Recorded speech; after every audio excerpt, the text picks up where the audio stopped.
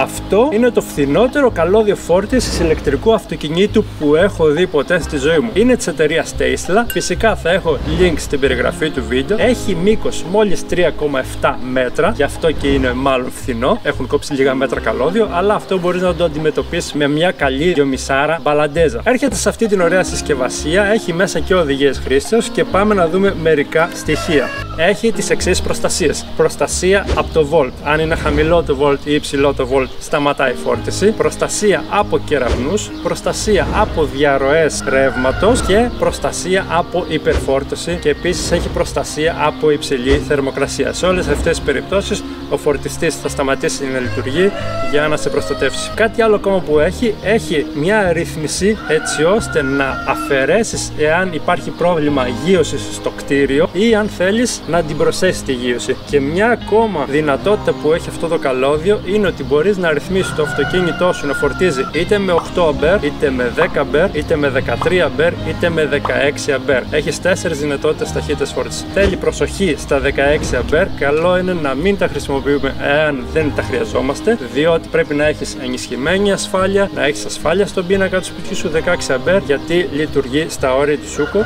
και τα εργοστασιακά καλώδια βγαίνουν έως 13 αμπέρ το πολύ. Άλλο ένα καλό χαρακτηριστικό που έχει αυτό το καλώδιο, έχει τη δυνατότητα να κάνεις χρόνο καθυστέρηση, δηλαδή να ξεκινήσεις το αυτοκίνητό σου έως και 10 ώρες αργότερα, έτσι ώστε αν έχεις νυχτερινό ρεύμα να το βάλεις να ξεκινήσει να φορτίζει το βράδυ ή αν έχεις net metering φωτοβολταϊκά να ξεκινήσει να φορτίζει μέσα στη μεγαλύτερη ηλιοφάνεια. Έχει μια μικρή οθόνη όπου βλέπεις εκείνη τη στιγμή τα αμπέρ που φορτίζεις, πόσες κιλοβατόρες έχεις καταναλώσει συνολικά, πόσες ώρες έχεις φορτίσει το αυτοκίνητο και να κάνεις τις διάφορες ρυθμίσεις. Είναι φορητό, το παίρνεις παντού μαζί σου, είναι μικρό. Πάμε να το δοκιμάσουμε στην πράξη, να φορτίσουμε το ID3 με όλες τις 4 ταχύτητες φόρτισης, να δούμε πόσες ώρες πρέπει να φορτίσει. Λοιπόν, έχουμε βάλει το καλώδιο στην πρίζα του σπιτιού μας. Στην αρχή ανάβει πράσινο λαμπάκι. Βλέπουμε εδώ στο εικονίδιο εδώ που υπάρχει τα volt, που είναι εδώ πέρα 234 volt. Βλέπουμε τη θερμοκρασία του μηχανήματος, η οποία είναι 20. Επίσης εδώ θα βλέπουμε την ώρα που φορτίζει και τις συνολικές κιλοβατόρες. Είμαστε έτοιμοι, 8 αμπέρ, πάμε να φορτίσουμε.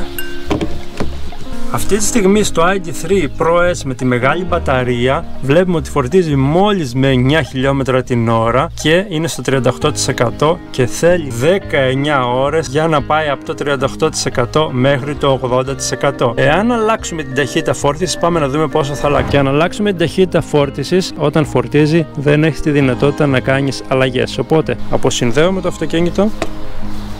Τώρα πάμε στο καλώδιο, πατάμε το κουμπάκι, έτοιμοι, 10 αμπέρ, πάμε να το βάλουμε.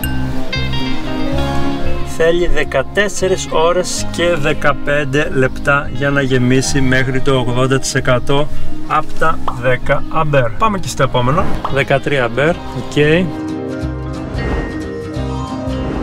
Και τώρα με τα 13 αμπέρ θέλεις μόνο 10 ώρες και 45 λεπτά για να πάει από το 38% στο 80%. Πάμε και στο επόμενο, στα 16 αμπέρ. Προσοχή, στα 13 και στα 16 αμπέρ πρέπει να έχεις ασφάλεια 16 στον πίνακά σου. 16 αμπέρ. Πλέον με τα 16 αμπέρ, η πιο γρήγορη φόρτιση που μπορείς να πετύχεις από μια σούκο, μειώνεις τις ώρες σου στις 8 ώρες και 25 λεπτά. Link στην περιγραφή του βίντεο για όποιον θέλει ένα φτηνό καλώδιο. Ευχαριστώ για την παρακολούθηση και αυτό το βίντεο. Εγγραφή στο κανάλι, like στο βίντεο και γράψτε κάτω τα σχόλιά στο YouTube και τα λέμε στο επόμενο. Bye bye!